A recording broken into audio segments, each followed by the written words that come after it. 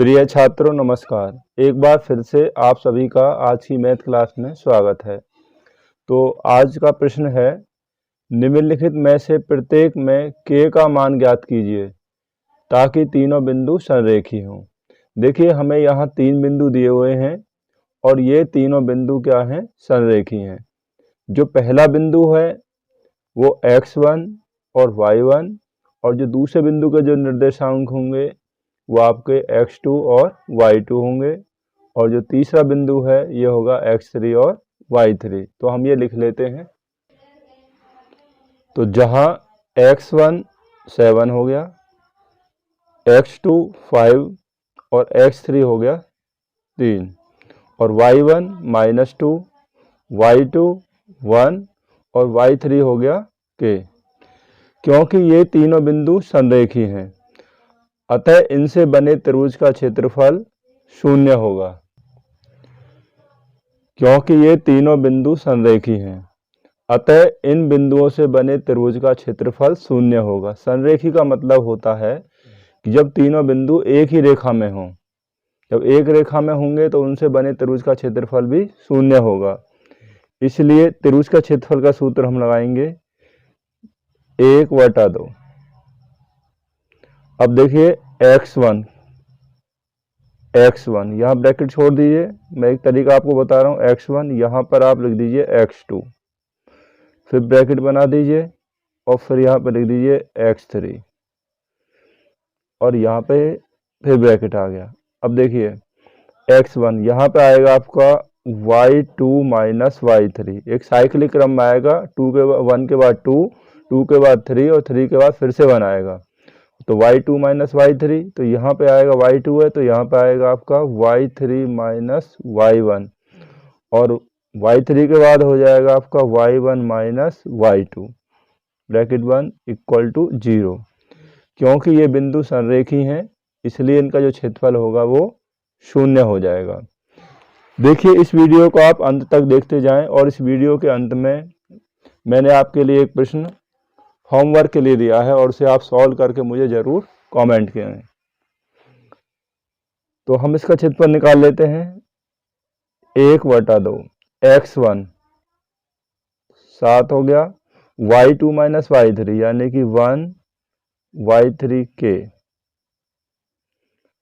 Plus x2 यानी कि 5, y3 - y1 y3 y1 -2, यहाँ पहले से माइनस लगा हुआ है तो ये प्लस हो जाएगा। x3 3 हो गया, y1 - y2 यानी कि -2 y2 का मान है 1 = 0 रख देंगे। तो 1/2 क्योंकि यहाँ पर 0 है तो 1/2 से इधर जब भाग देंगे तो ये खत्म हो जाएगा यानी 0 हो जाएगा। अब हम इसको यहाँ से सॉल्व कर लेते हैं। 7 से 1 मल्टीप्लाई करेंगे, 7 - 7k, 5 से करेंगे यहाँ पर तो 5k प्लस 5 2 जा 10 प्लस यहाँ -2 और -1 -3 हो गया तो 3 से मल्टीप्लाई कर देंगे -3 से = 0। तो देखिए 7 - 7k प्लस यहाँ 5k प्लस 10, 3 3 जा यहाँ हो गया -9 = 0। 7k और 5k, 7 से 5 माइनस करेंगे तो यहाँ बच जाएगा आपका -2k। अब यहाँ पर 10 और 7, ये प्लस के 7 है और प्लस के 10 हैं तो 17 हो गए। 17 से माइनस के 9 कर दीजिए तो यहाँ बचेंगे आपके प्लस के 8 = 0। माइनस के 2k = इधर चला जाएगा तो यहाँ होगा -8, इस यानी कि पक्षांतर करने पर। यहाँ पे आप लिख दीजिए पक्षांतर करने पर।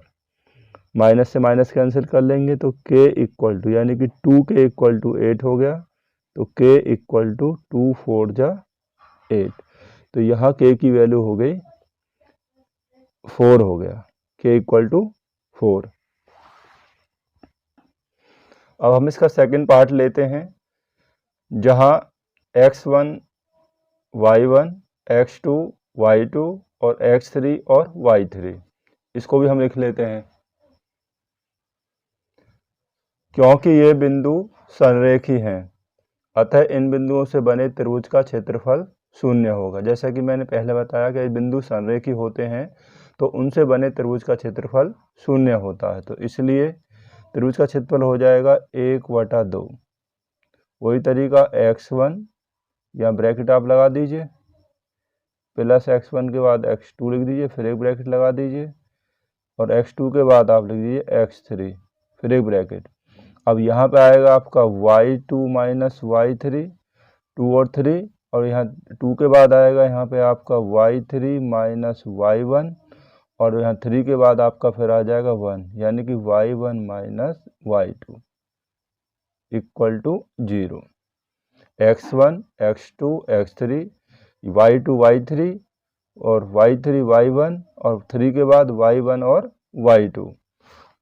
अब हम ये इसको रख देते हैं, equal to 1/2 x1 8, y2 minus y3 minus 4, minus y3 पहले से हम माइनस 5 है और यहाँ पहले से लगा तो माइनस माइनस प्लस हो जाएगा, प्लस x2 यानी k,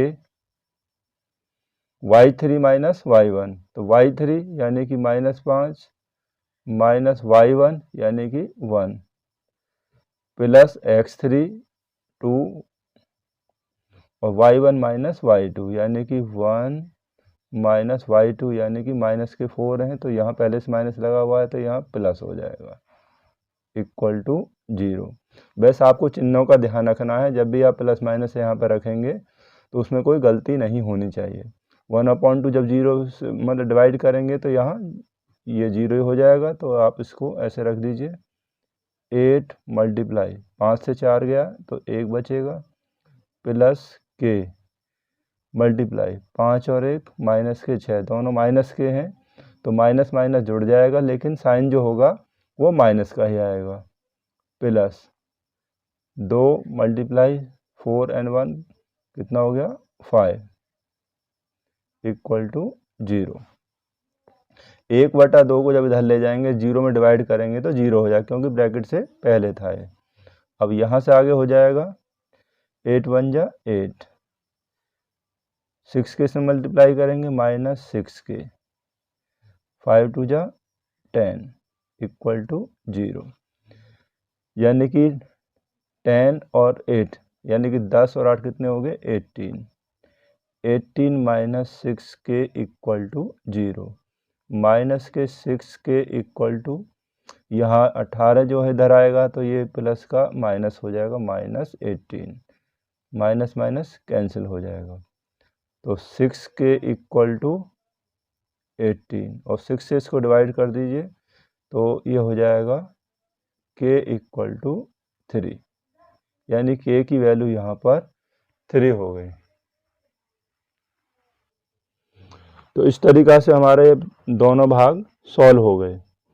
तो अब आपके लिए एक प्रश्न है जिसे आप सॉल्व करके मुझे ज़रूर कमेंट करें। तो प्रश्न है, यदि बिंदुओं 3,4 माइनस 3,2 के तथा 5,2 से बने त्रिभुज का क्षेत्रफल 16 वर्ग मात्रक हो तो k का मान ज्ञात कीजिए। तो आप ये प्रश्न सॉल्व करके मुझे ज़रूर कमेंट करें।